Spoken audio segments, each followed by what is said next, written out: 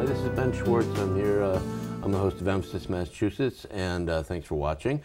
We're on Amherst Media, and guest today is Congressman Jim McGovern. Thank you, Congressman, for sitting with us. Happy to be with you. Absolutely terrific. And as many of our viewers know, Congressman McGovern, as of I guess it was January 20th of 2013, is now the congressman for a large part of Western Massachusetts and a new party. Please talk about what the redistricting has done to your district. Well, it's changed my district dramatically. I used to represent an area from Worcester to Fall River. And with redistricting, my district was changed more than any other congressional district. 60% of it is new. I now go from Worcester to the Blackstone Valley, out to Northampton, up to Greenfield, and a whole bunch of places in between.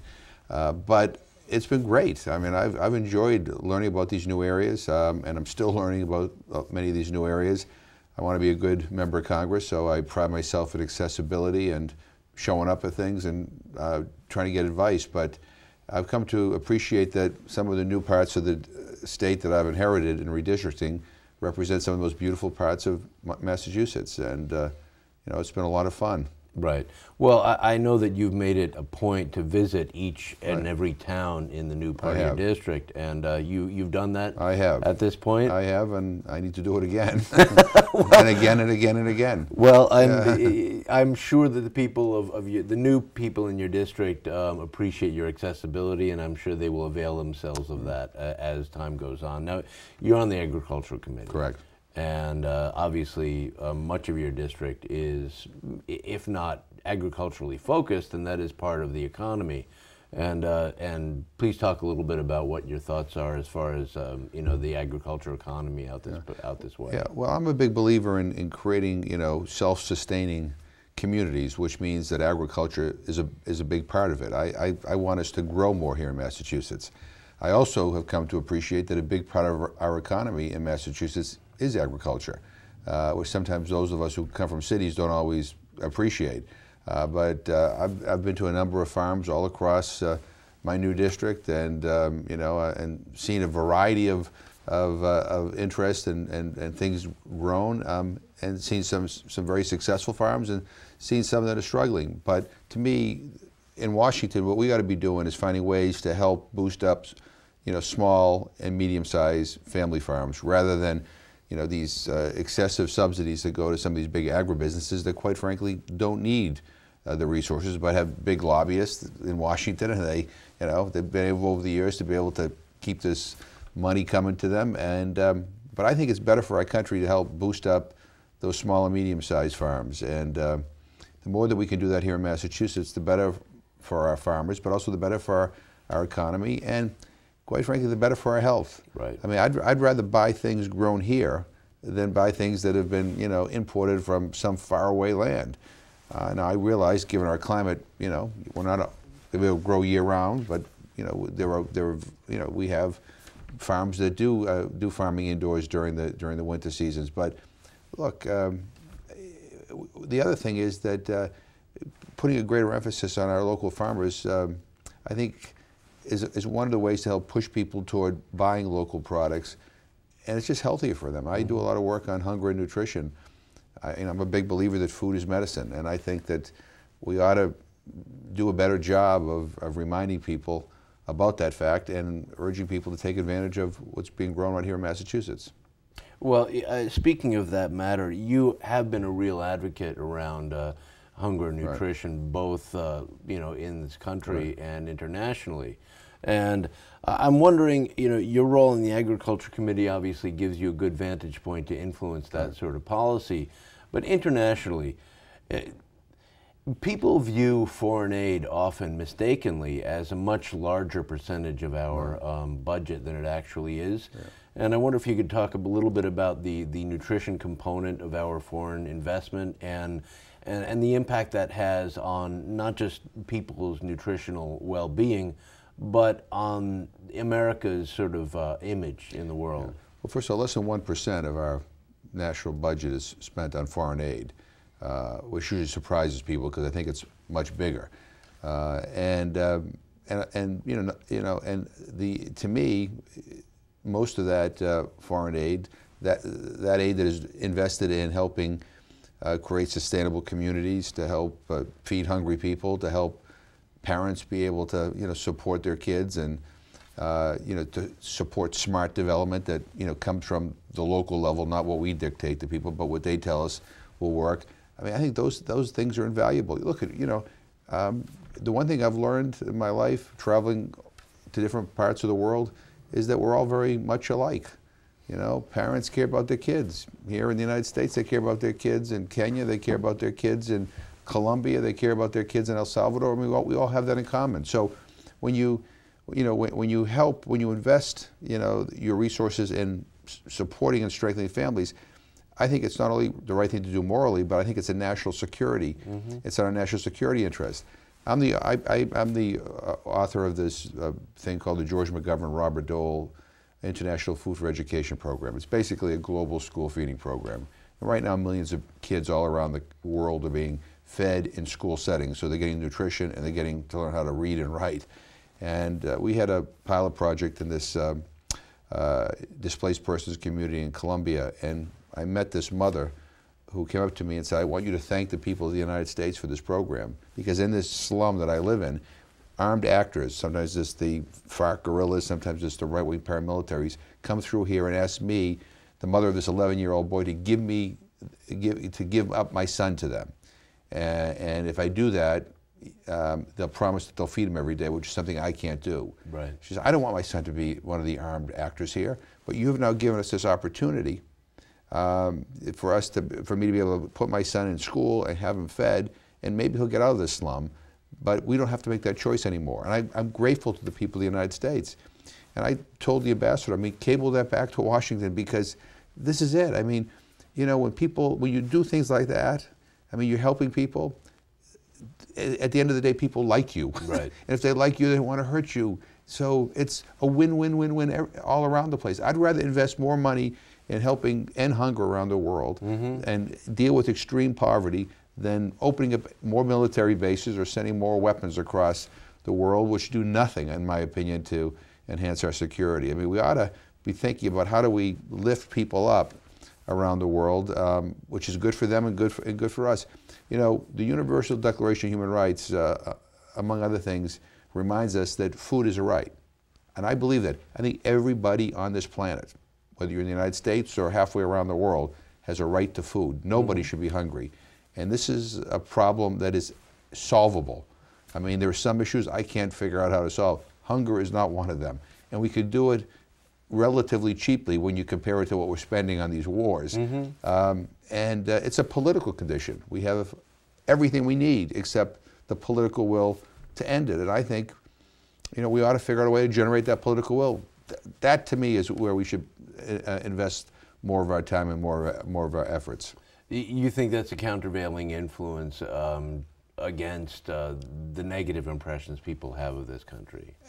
Look, I always tell people, how would you feel if, there was China had a military base in Springfield? You'd grow to resent it. What happens in these countries that we tend to, plop down military bases or occupy or, have huge amounts of troops, people begin to resent it. We would resent it if the reverse were true here in the United States. I understand the importance of having strategic agreements in case something terrible happens that, that we may need to utilize the bases in other countries. But look, at the end of the day, our greatest influence is not the number of weapons we have in our arsenal. It's our ability to be able to help lift people up around the world, to stand for human rights, which, among other things, means ending hunger. That's a human rights issue as well. More people die of hunger each day in the world than die from war. Close to 1 billion people on this planet are hungry. Millions and millions and millions of them are kids. It doesn't have to be.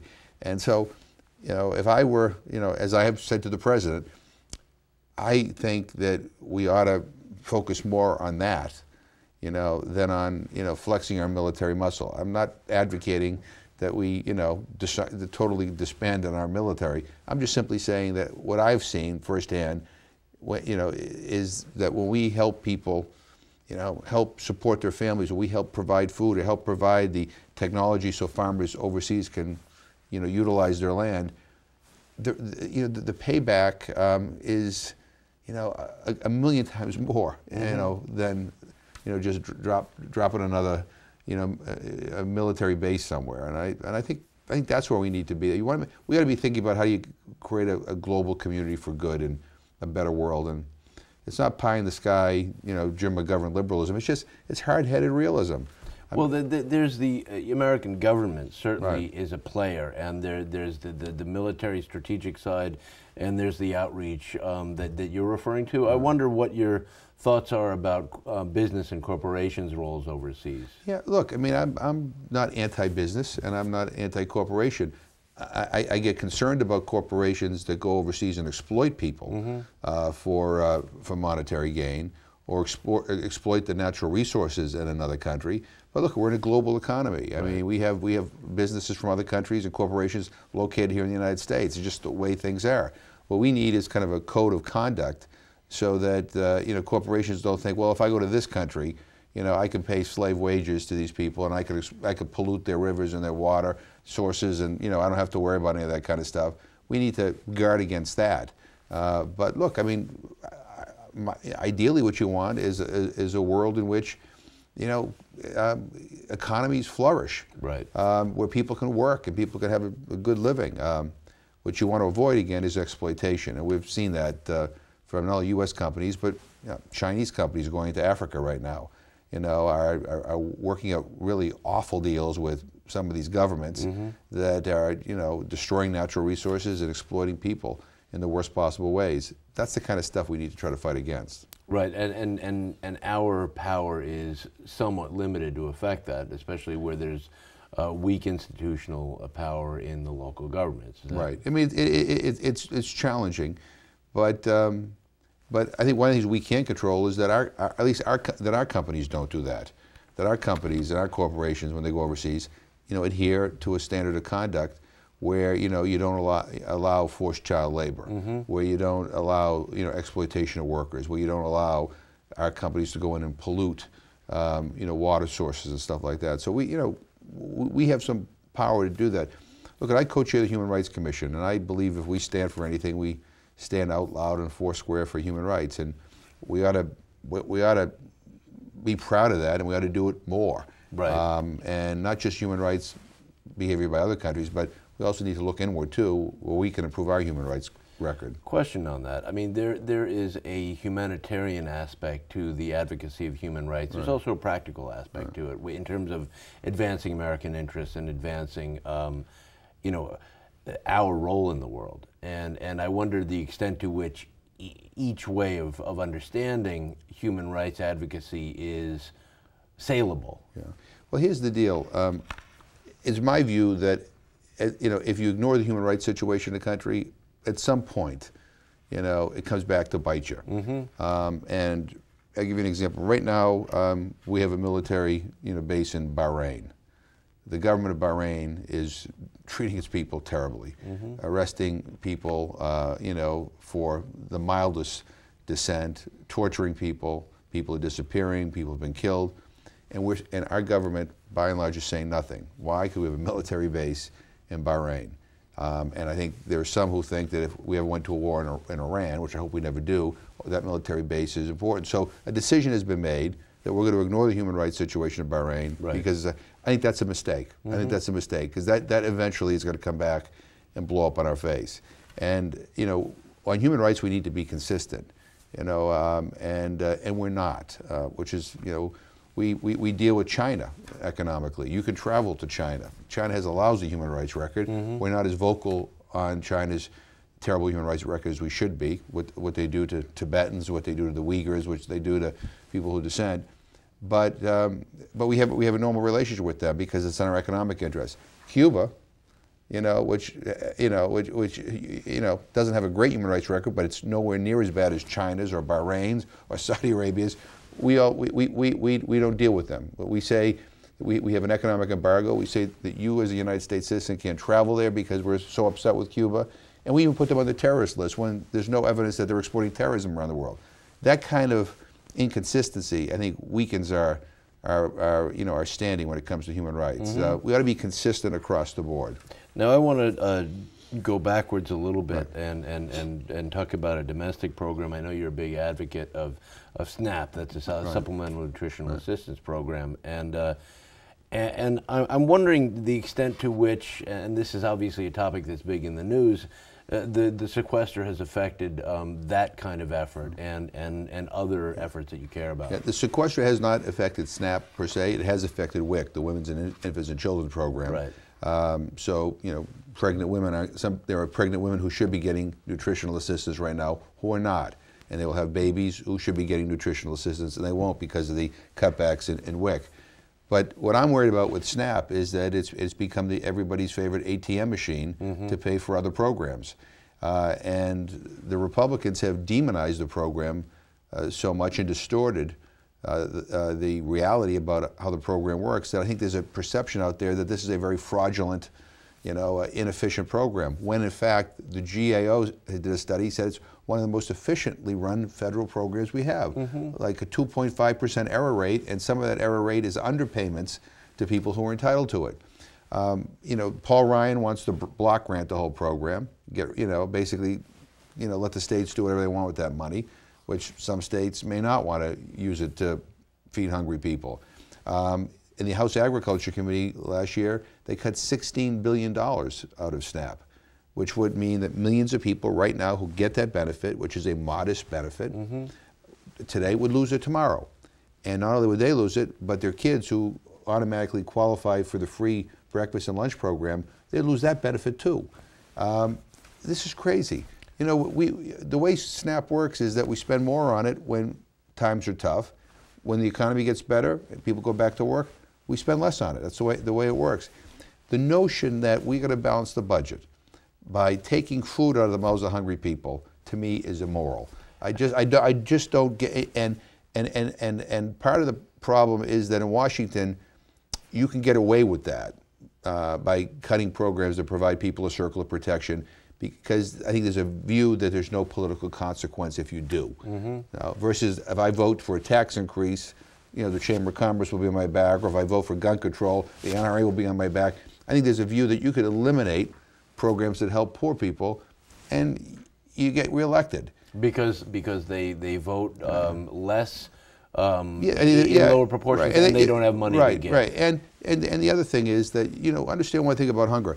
In the 1970s, thanks to George McGovern, Robert Dole, a Republican, Hubert Humphrey, and a few others, we put together a safety net where in the mid to late 70s, we almost eliminated hunger in America.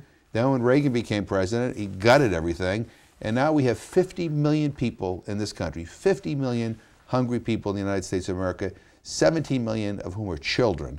I mean, in the richest country in the world, we should be ashamed of that, and we can solve it. So I've been urging the president to do a White House conference on food and nutrition so we can bring all the players in, because it's not just about SNAP.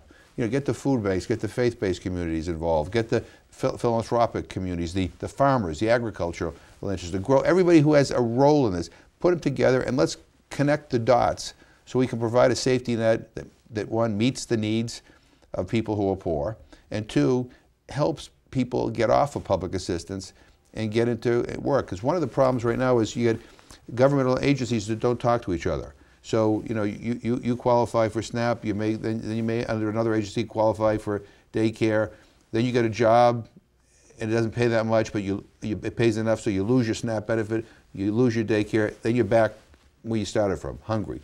We got to connect the dots here, and I think the president, if he takes my advice and does this White House conference, he can connect the dots so we could actually have a plan to end hunger, because you can't end hunger without a plan. We don't have a plan right now. That's what we need.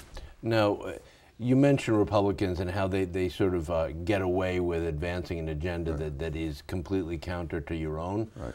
And first of all, I mean, how do they get away with it? You mentioned briefly how that the way that poor people they don't participate in the same proportion and don't have the money to spend on campaigns, etc. And I understand that, but I'm wondering the extent to which you can qualify their motivations.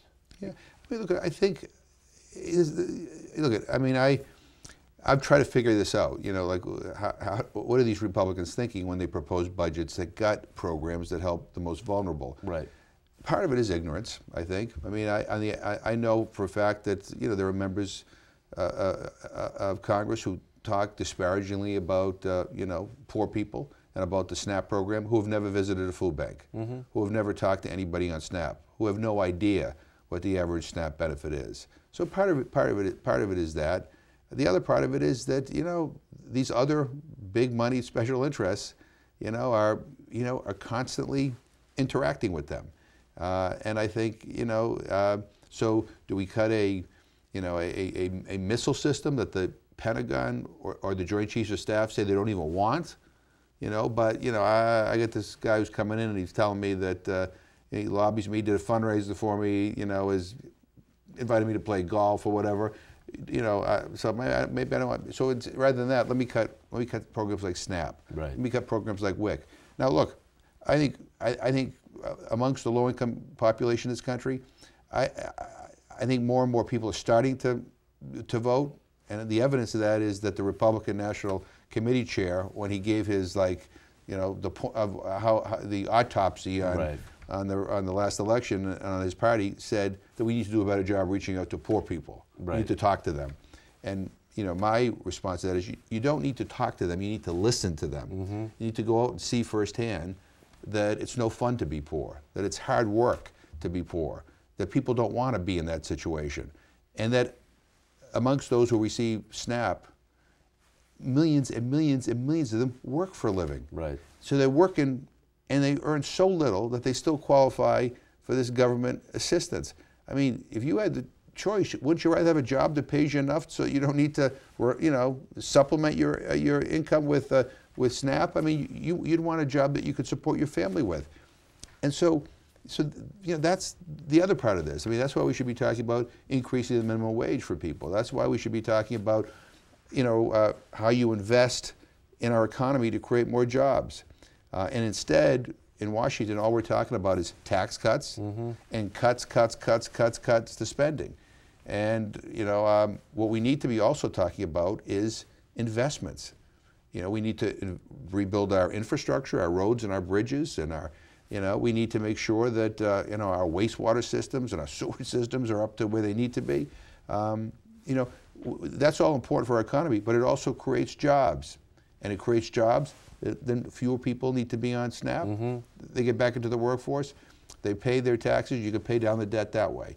And so that's the discussion we ought to be having in Washington. Now, arguably, Republicans failed in accomplishing voter suppression that they sought to carry out in the 2012 cycle. And so the response seems to be we need to talk to them more.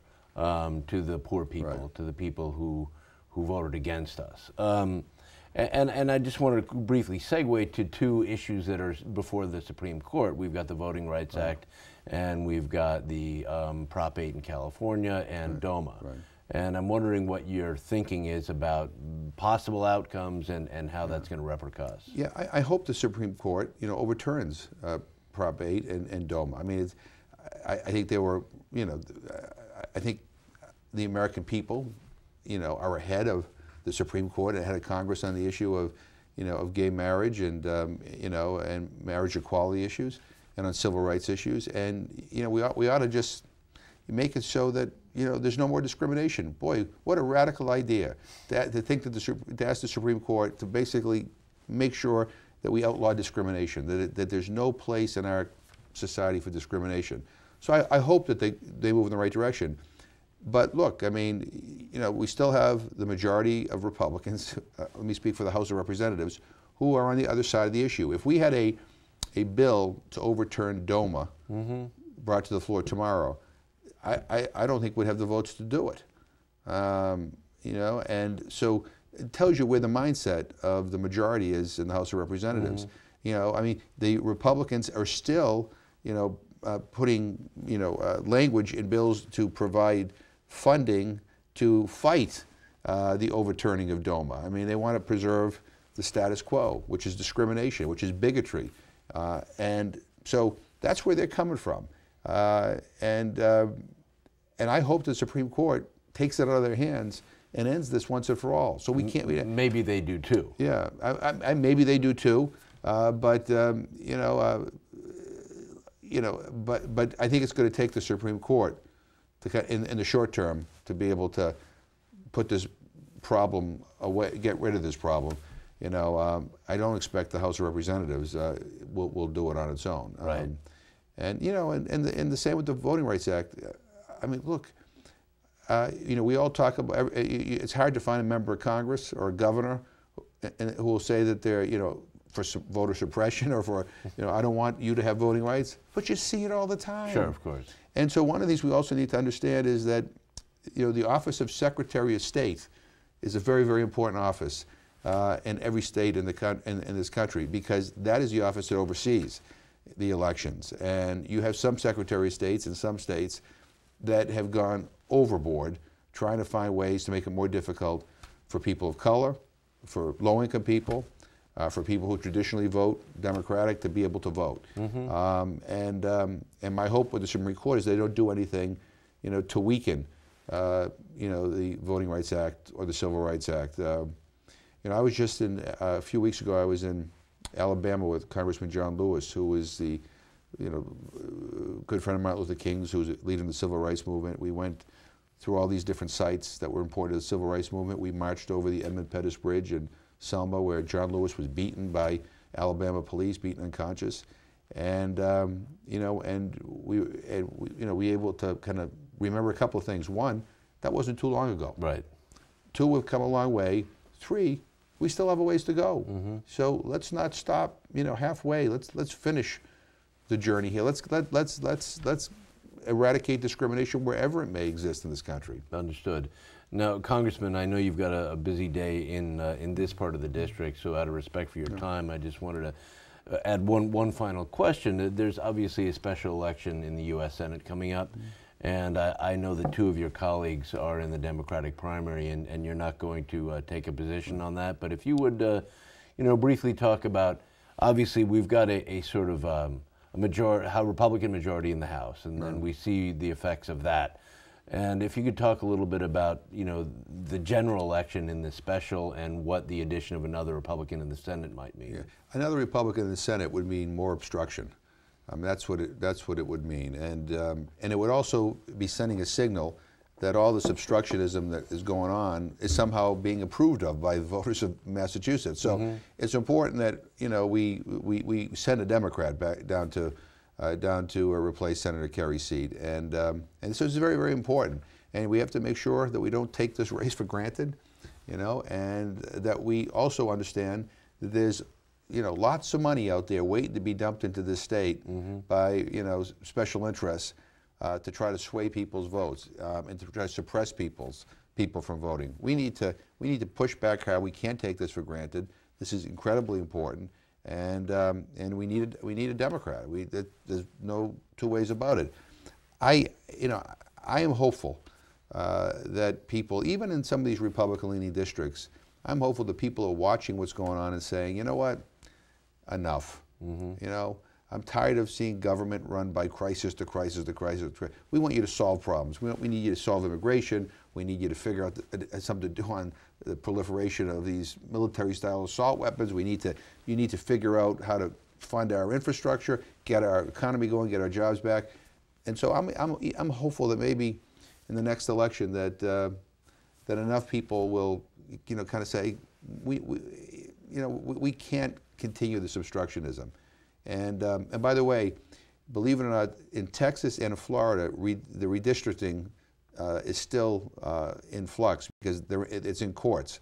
So it's conceivable that in both of those states, when redistricting is finally finished, albeit late, that we may have an opportunity to pick up even more seats in both of those states. Is that being litigated based on the Voting Rights Act? Right, yeah. Well, that and people have challenged it on a number of other. But suffice it to say, those two states, the redistricting, which was settled everywhere else last year, has not been settled. And depending on how that comes out, may mean some opportunities that we can pick up in the next election. Two big important states. Right. Anyway, Congressman, listen, thank you very much My for sitting pleasure. with us. As always, it's great to see you. Indeed, we're going to get this out to media centers across the district, and really appreciate your time. Thank you. This is Emphasis Massachusetts, and thanks for watching.